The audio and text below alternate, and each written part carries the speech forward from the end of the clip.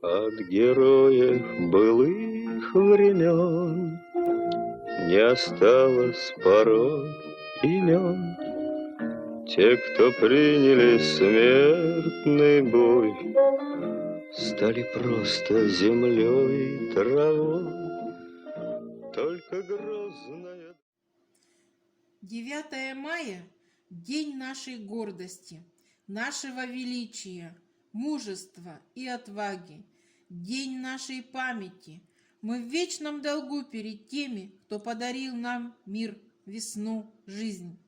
Пока мы будем помнить об этой войне, мы будем жить, будет жить наша Родина, Россия. И этот праздник будет самым светлым и радостным праздником на земле. Муса Джали, чулочки, их расстреляли на рассвете, когда вокруг белела мгла. Там были женщины и дети, и эта девочка была. Сперва велели всем раздеться, потом ко рву всем стать спиной, но вдруг раздался голос детский, наивный, тихий и живой. Чулочки тоже снять мне, дядя, ответив тихо, не грозя, смотрели словно в душу глядя трехлетней девочки глаза.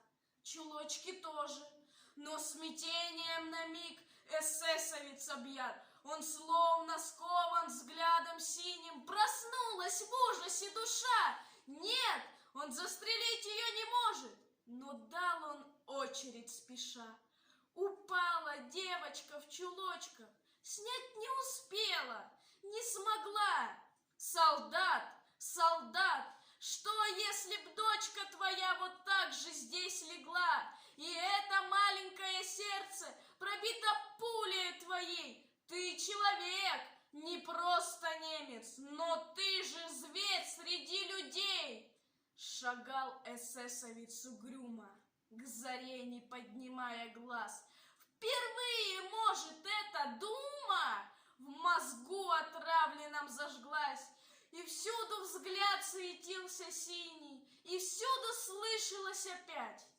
И не забудется поныне чулочки, дядя, тоже снять. Наталья Колпакова, встань весь мир, встань весь мир, шагают ветераны.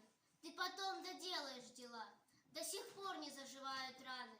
Наш солдат долг выполнил сполна. Мир, вставай, ты видишь, наши деды плачут, не скрывая слез своих. Ведь они сражались до победы, жизни наши с вами сохранив. Тому, кто скажет так, не верьте. Шли, потому что был приказ. Стояли в 2 шагах от смерти, по воле сердца, и не раз. Не ждали Бога или Мессию, а взяли ружья и штыки, и защитили вы Россию, родные наши старики. В день радостный, светлый, в день вашей победы уйдут пусть из жизни болезни и беды. Грозная доблесть их поселилась в сердцах живых.